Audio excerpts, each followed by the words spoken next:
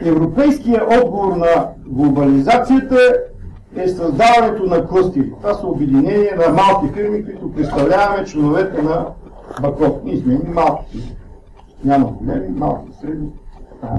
И ние се обединяваме и ако хората, които изпълнителните директори, хората, които готвят проекти, имат финансиране, има създадено административно тяло, има по-голям резултат да постигнем тези неща, които сме ги набелязали. Тези цели, които ние сме ги предложили на вашето внимание, са направени от практиката. Тъй като ние работим и с други структури, знаете за селските кредитни кооперации, за популярните каси, за кооперациите, които имат заедно спомагателни каси към тях, популярни каси, така че и тези цели са следствие на дългогодишно наблюдение и това, което сега върви в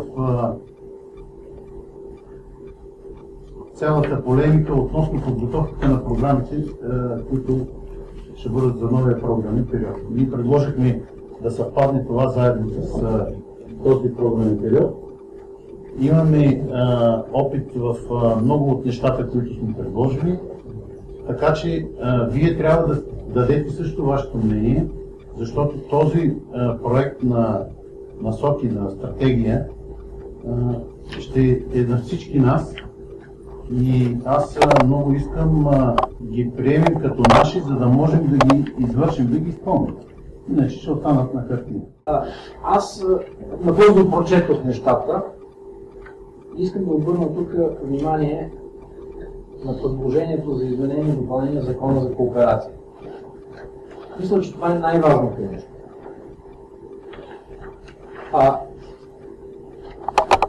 Във връзка с Закона за кооперациите се предлага да отпадне думата промени в капитала. Променливият капитал е конституиращ признак на кооперацията. Кооперация с постоянен капитал не съществува.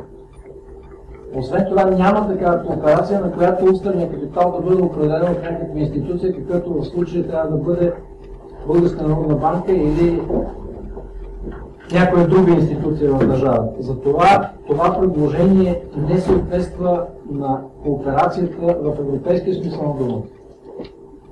Дори в френския закон за дружествата, защото във Франция няма закон за кооперациите, кооперацията се характеризира като дружество с променен капитал.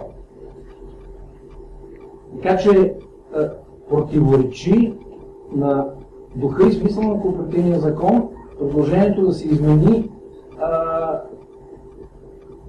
формата на капитал.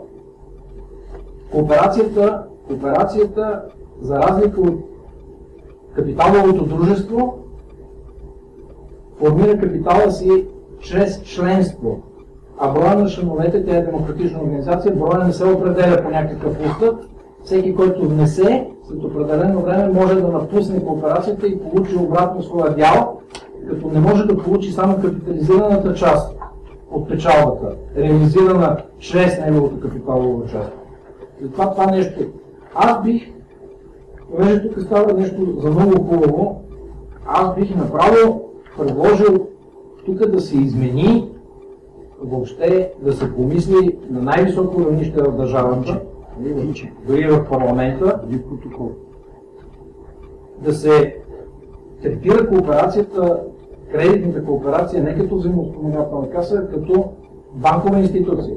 Рано или късно това, че обясненията на политиците в България, че в договора за присъединение е предвидено кооперацията да не е банкова институция, това съвсем означава, няма никакви ограничения от гледна точка на европейското законодателство това да бъде изменено. Това е чисто и просто едно оправдание, за да не се допусне конкуренция на кооперации, на банковия капитал. Сега, второто нещо, ние виждаме едно развитие в Европа, където, особено в Унгария, където виждаме, че все повече и повече посткомунистически страни разбират, че банковия сектор не може да бъде контролиран от чужд капитал.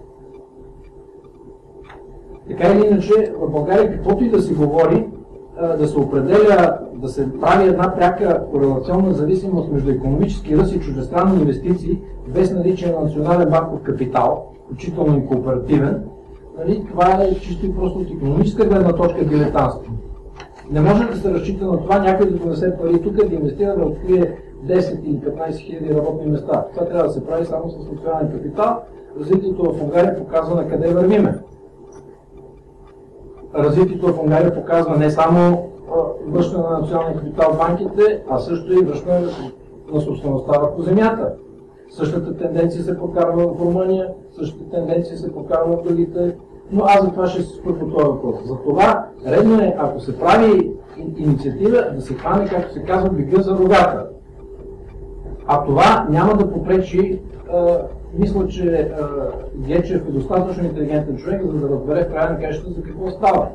А пък и това може би е един стремеж и на правителството, нали, да се прекрати тази зависимост от чуждия банков капитал. Аз ще ви разкажа какви са тенденциите на чуждия банков капитал в Европа, за да видите, че тук не става дума за някакво мое лично мнение, а подковано с определени цифри. Затова нека да се предложи да се възстанови смисъл кредитната кооперация като финансова институция. Тя да има достъп.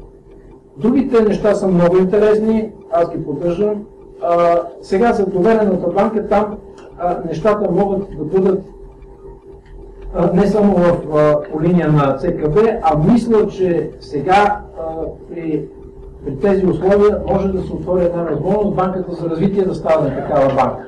Защото банката за развитие е банка, която директно получава фондове от Европейския съюз, които може да ги пренаправи и по този начин да бъде включена системата към тези европейски фондове.